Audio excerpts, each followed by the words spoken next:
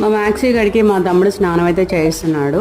కానీ ఎంత హ్యాపీగా ఎంజాయ్ చేస్తుందో అసలు చూడండి. అసలు దానికి మసాజ్ చేస్తున్నావా, స్నానం చేస్తున్నారా అనేది కూడా నాకు అర్థం కావట్లేదు. ముందు స్నానానికి రావడానికి ఎంత పేచీ పెడుతుందో అసలు.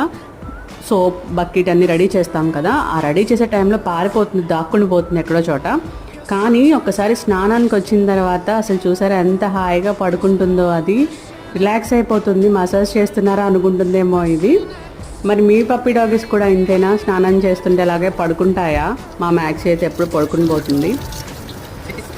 అలా సమ్మర్లో ఇంకా వాటర్ పడుతుంది, దానికి హాయిగా ఫీల్ అయ్యి చిన్నపిల్లలు స్నానం అయిపోయినంత పడుకుని పోతారు చూసారా, అలాగే మస్తుగా కొనికేసింది అనమాట. మీ డాగీస్ కూడా ఇంతేనా? అయితే ఛానల్ సబ్స్క్రైబ్ చేసి కామెంట్ చేసి చెప్పడం మాత్రం మర్చిపోకండి.